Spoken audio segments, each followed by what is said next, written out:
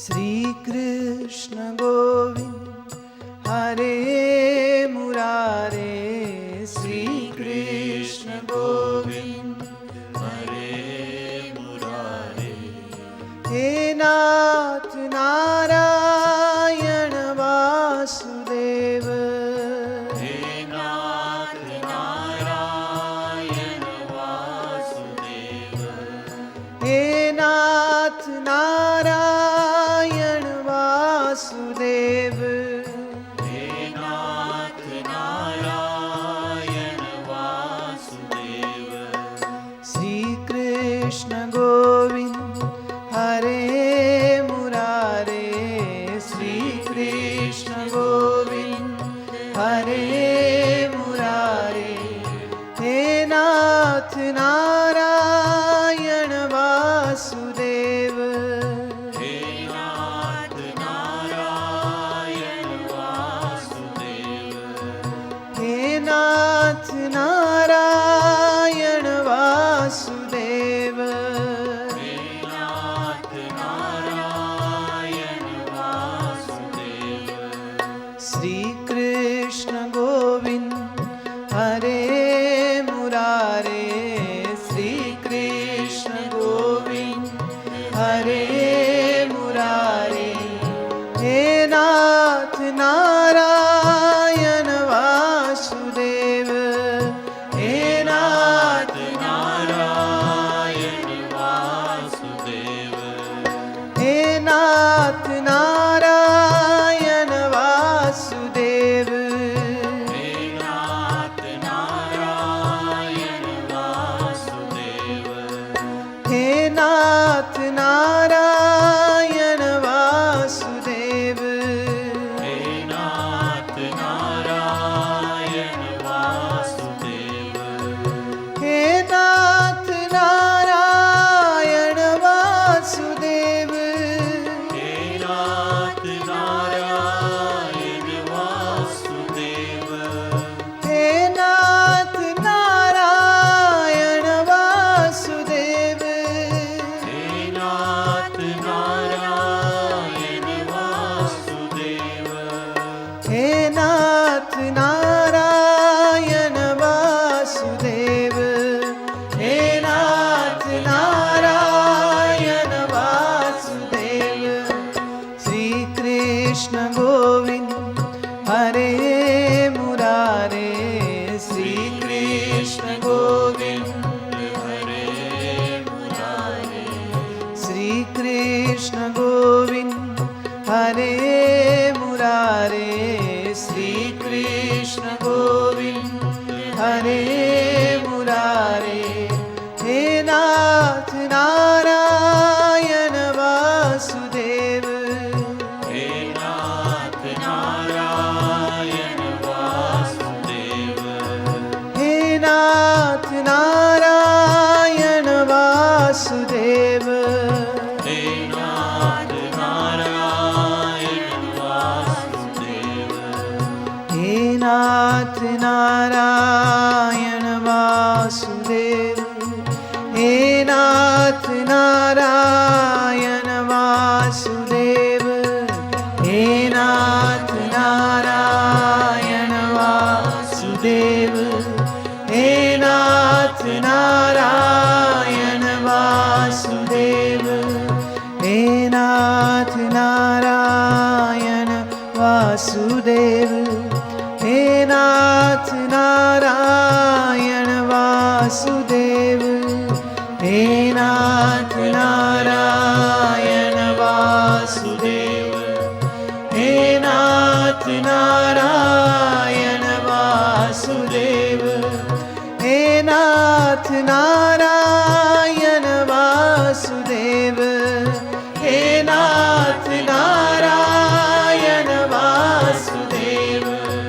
हे नाथ नारायण वासुदेव, हे नाथ नारायण वासुदेव, हे नाथ नारायण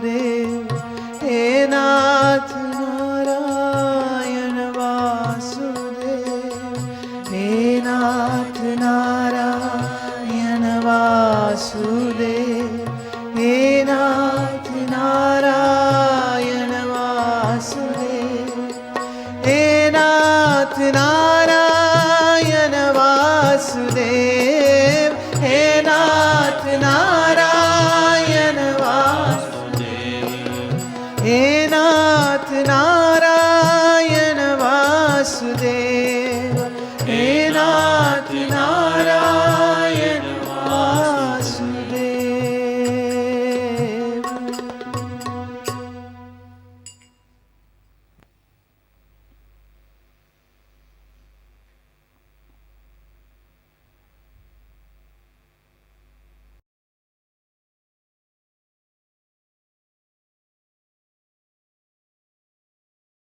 श्री कृष्ण अब बहुत प्रेम की भाषा बोल रहे हैं।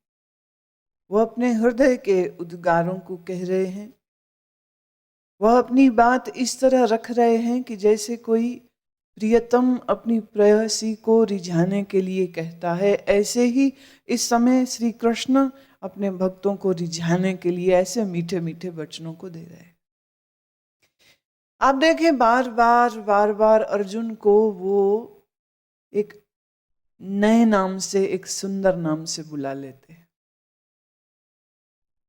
ये उनका प्रेम है जो प्रकट होता है, ये उनका स्नेह है जो प्रकट होता है। और मैं पहले भी कह चुकी हूं, जब पूरे 9वें अध्याय को स्किप करके सीधे 10वें में गई थी, यही 2 श्लोक उठाने के लिए कि जिनको अगाध प्रेम हो, यह वचन सिर्फ उन्हीं के लिए है। अर्जुन को कृष्ण के संग था तो कृष्ण ये वचन उसको देते हैं। तो कृष्ण और अर्जुन के इस घटनाक्रम के बाद आज तक ये सत्य है कि जिस शिष्य का अगाध प्रेम अपने गुरु के प्रति हो, उसी के लिए गुरु कृष्ण बन सकता है, बशर्ते अगर शिष्य अर्जुन भी बन जावे तो।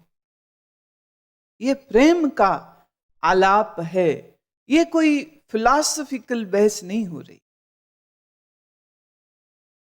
This is a loveful interaction happening in between 2 people, 2 individuals, 2 personalities. ये एक पारंपरिक गुरु शिष्य का संवाद निश्चित नहीं है। ये गुरु शिष्य के संवाद से कुछ और कदम ऊपर चला जाता है। और भगवान इस बात को अपने स्नेहपूर्ण शब्द जो वो अर्जुन के लिए कह रहे हैं उनसे प्रकट होते।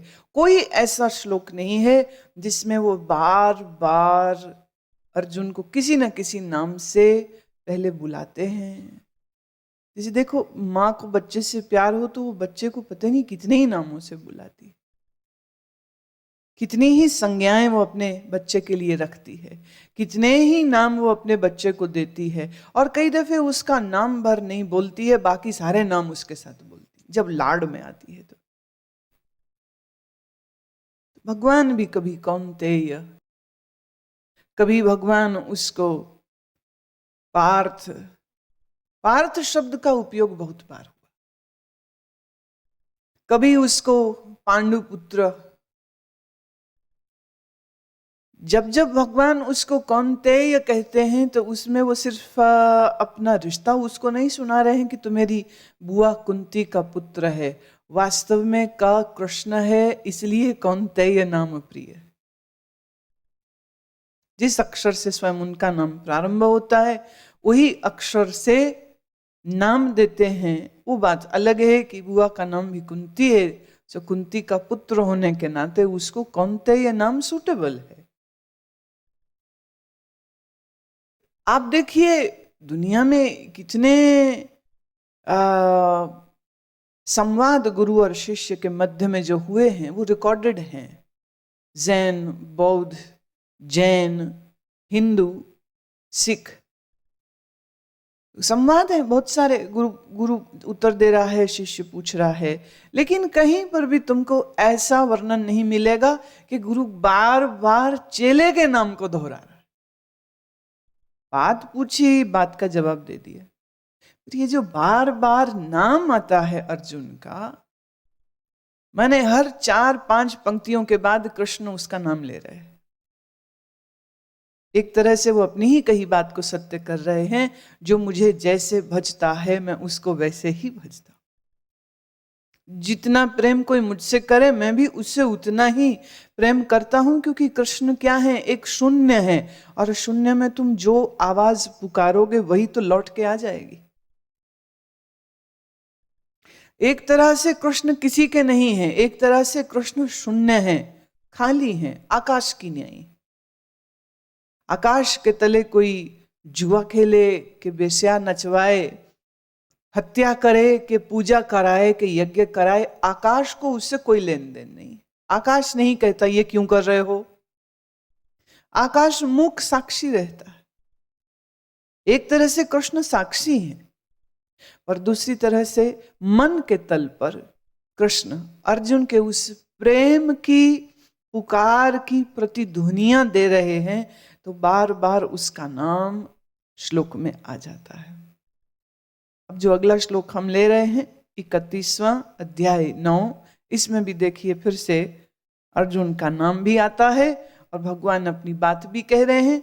पिछला श्लोक था जिसमें प्रभु ने कहा अपि चेत सुदुराचारो भजते मामन्य बाक, जो मुझको भजे वो दुराचारी भी साधु हो जाएगा, उसको साधु की संज्ञा दी जानी चाहिए। उसी श्लोक का ये अब अगला हिस्सा आता है। क्षिप्रम भवति धर्मात्मा शश्वश्च निगच्छति कौन्तेय प्रतिजानीहि न मे भक्ता प्रणश्यति। शीघ्र ही वह धर्मात्मा हो जाता है और सदा रहने वाली परम शांति को प्राप्त होता है। हे अर्जुन, तू निश्चय पूर्वक सत्य जान कि मेरा भक्त नष्ट नहीं होता। भक्त नष्ट कैसे हो सकता है? जब भगवान नष्ट नहीं होता है तो भक्त नष्ट कैसे हो सकता है? मृत्यु एक सिर्फ ख्याल है और कुछ भी नहीं। देह मन प्राण के साथ तुमने आसक्ति जोड़ी है, इसलिए तुम कहते हो मेरा जन्म हुआ है। एक समय आता है प्राण देह को छोड़ देते हैं, दुनिया कहती है मृत्यु हुई है। कोई भूतों से पूछे, कोई प्राणों से पूछे कि तुमको कुछ कष्ट हुआ, तुमको अब देह से अलग कर दिया गया है, प्राण को क्या फर्क? प्राण तो ऊर्जा है। ऊर्जा को इस बात से क्या फर्क कि वो तार के अंदर बहे या तार के अंदर न बहे। There are times when the electricity is flowing in your wires, and there are times when the electricity is not flowing in your wires. Will electricity feel any sadness? I am not flowing in the wires today. क्या विद्युत शक्ति उदास हो जाएगी कि आज मैं तारों में बह नहीं रही हूं, आज मैं केबल्स में बह नहीं रही हूं? विद्युत शक्ति है, तारों में बहती है। तार में बहती है तो तुम्हारे उपकरण, तुम्हारे अप्लायंसेस चलने लग जाते हैं, और नहीं बहती है तो तारें पड़ी रहती, उपकरण पड़े रहते, कोई भी चीज चलती नहीं। इस शरीर के उपकरण को चलाती है प्राण ऊर्जा। तो जब प्राण ऊर्जा इस शरीर में बहे तो प्राण अपने आप को 5 हिस्सों में विभक्त कर देता है। प्राण अपान व्यान उदान समान। कंठ से सिर तक एक प्राण काम करता है, कंठ से नाभि तलक एक प्राण काम करता है, नाभि से गुदाद्वार तलक एक प्राण काम करता है। एक प्राण रिजर्व, व्यान जिसको कहते हैं, वो रिजर्व पड़ा रहता है। तो ये 5 प्राण आगे इनके फिर 5 सब डिविजन्स हो जाती है। आलम्बुषा, किरकरी, धनंजय इत्यादि ये 10 उप प्राण हैं। और एक तरह से देखा जाए 5 मुख्य प्राण और फिर आगे उसके उप प्राण। खेल सारा इस शरीर में प्राणों का हो रहा है। डॉक्टर सोचते हैं शरीर में खेल रसायनों का है, केमिकल्स का है, लेकिन योगी जानता है शरीर में खेल रसायनों का नहीं है, शरीर में खेल प्राणों का है। कभी किसी क्रिटिकली बहुत गंभीरता से बीमार रोगी के साथ तुम्हारा अगर कुछ वक्त गुजरा हो और अगर तुमने उस रोगी की day to day report check की हो, जिनके परिवार में ऐसा कोई व्यक्ति कभी अस्वस्थ रहा हो, तो उन परिवारों को इसका अनुभव है कि आप जाते हो, उसकी आंख नहीं खुल रही, तुम पूछते हो डॉक्टर साहब क्या हुआ, वो कहते यूरिया बढ़ गया। आप कहते हो ये आंखें क्यों नहीं खोल रही, इसका फास्फोरस बढ़ गया। तो दवा देते हैं, तो केमिकल्स डाल रहे हैं, इंजेक्ट कर रहे हैं, इंट्रावीनस दे रहे हैं, इंजेक्शंस लगा रहे हैं, और बंदा पड़ा है बेसुध। कहते क्या हो गया है, बोले इसके अंदर ये केमिकल्स की कमी हो गई है। अब ये हम केमिकल्स, दवा जिसको दवा कह रहे हैं, दवा क्या है, केमिकल ही तो है, इट्स अ ड्रग। पर फिर एक समय आ जाता है जब वो कहते हैं कि अब कुछ नहीं हो सकता।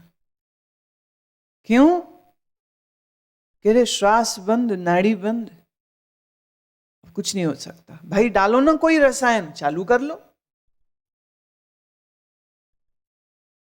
जिन केमिकल्स को डाल के आप चला रहे थे, अब डालो ना। और तो उनके पास शरीर में डालने को केमिकल्स तो होते हैं, दवाओं के रूप में ये रसायन तो वो शरीर में डाल सकते हैं। पर क्या मृत जिसको उन्होंने घोषित किया है, उस मृत शरीर में कहीं से वो प्राण का एक इंजेक्शन भी लगा सकते हैं? ऑक्सीजन मास्क है, ऑक्सीजन सिलेंडर है, पर कब तक? लाइफ सपोर्ट सिस्टम दिया जाता है, कब तक? कब तक? जब तक देह में जान है, वो उसे जान कहते हैं। जान निकल गई, फिर क्या करोगे? तो खेल इस शरीर में प्राणों का है। इसीलिए हमारे यौगिक ऋषियों ने यह कहा कि इस प्राण को समझो, इस शरीर में जो प्राण गतिमान हो रहे हैं, इन प्राणों को समझो, क्योंकि ये प्राण देह में न रहे तो तेरा देह भी चलेगा नहीं। और देखो तुम्हें हर चीज की फिक्र है, प्राणों की तुम कोई खोज नहीं करते हो। ये बड़ा गहन विषय है, बहुत गहन विषय है। The life force which is making this body function, that force has to have to be understood. You should know about that. प्राण ऊर्जा शरीर में प्रवाहित हो रही है तो सेल मर रहे हैं, नए सेल जागृत होते हैं। और एक और बड़ी विशिष्ट बात जो तुम्हें समझनी चाहिए वो ये कि आदमी का मूल रूप से मस्तिष्क हम खोपड़ी के अंदर मानते हैं, लेकिन आज वैज्ञानिक कहते नहीं, इस शरीर में करोड़ों जीव कोश हैं, सेल्स हैं, और असल में हर सेल के पास एक दिमाग है। सेल्स के इस मस्तिष्क तक अभी हमें पहुंच नहीं मिली, जिसे वो डीएनए कहते हैं। हर सेल का एक डीएनए। डीएनए मतलब उसका पूरा डायग्राम, उसका पूरा ग्राफ है उसके अंदर।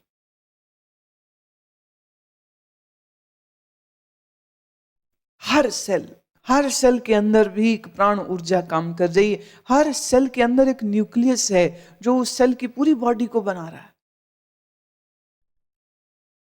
देखिए, पुरुष के शरीर से एक वीर्य स्खलन जब होता है तो उसमें करोड़ों स्पर्मेटोजा होते हैं, माने उससे करोड़ों बच्चे एक ही समय पैदा हो सकते हैं। पर करोड़ों होते तो नहीं, करोड़ों पैदा करने की सामर्थ्य किसी स्त्री की है भी नहीं, क्योंकि उसकी ओवरी से एक या कभी 2, किन्हीं केसेस में 8, किन्हीं केसेस में आज तक 10 एग्स जो हैं वो एक महीने में बाहर आते हैं, रिलीज होते हैं। और अगर उसी समय में, उन्हीं दिनों में इस स्त्री का पुरुष से संजोग हो जाए, पुरुष का वीर्य स्खलित हो जाए, तो ये जो करोड़ों स्पर्मेटोजा हैं, ये समझिए करोड़ों दौड़ लगाते हैं।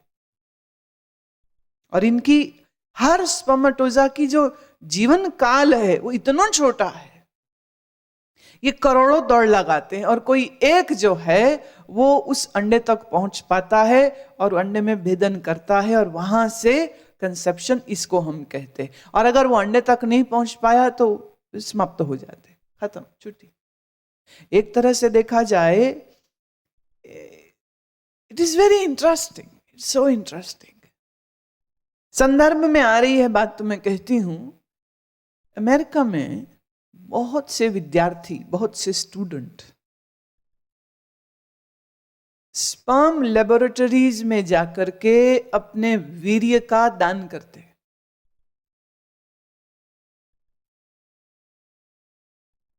जिस पिता के वीर्य में दिक्कत है और वो अपनी पिता नहीं बन पा रहे हैं, तो ऐसे में आईवीएफ या सरोगेशन, माने गर्भ किसी का उधार लेकर के तो वीर्य किसी का और उस स्त्री का, माने पति पत्नी, समझो इसको मैं आसान करके बताती हूँ, पति पत्नी इस क्लिनिक में जाते हैं और वो ये कहते हैं कि वो माँ पिता बनना चाहते हैं, पिता के वीर्य में दिक्कत है, तो हमें किसी पुरुष का वीर्य चाहिए। अब वीर्य कहाँ से आएगा? किसी पुरुष शरीर से ही तो आएगा। तो वहां पर पूरी एक एल्बम बनी रहती है जिसमें उस डोनर पुरुष की पूरी हिस्ट्री रहती है, ब्लड प्रेशर है, हार्ट की प्रॉब्लम है, कैंसर है, पूरी मेडिकल प्रोफाइल उसकी रहेगी। और आइडेंटिटी को वो छुपा के रखते हैं, वो ये डिस्क्लोज नहीं करते कि ये डोनर पुरुष जो है वो कहाँ रहता है, बस इतना भर बताते हैं कि इस प्रोफेशन में है, ये इसकी आयु है, ये इसकी फैमिली का मेडिकल हिस्ट्री है। और ये स्टूडेंट्स पैसे मिलते हैं। एक समय में $50 था, आज शायद 100 है। और अमेरिका में $100 एक विद्यार्थी के लिए कमाना इतना भी आसान नहीं है। तो ये स्टूडेंट्स इन लेबोरेटरीज में जाते हैं और जा करके अपने वीर्य को दे आते हैं।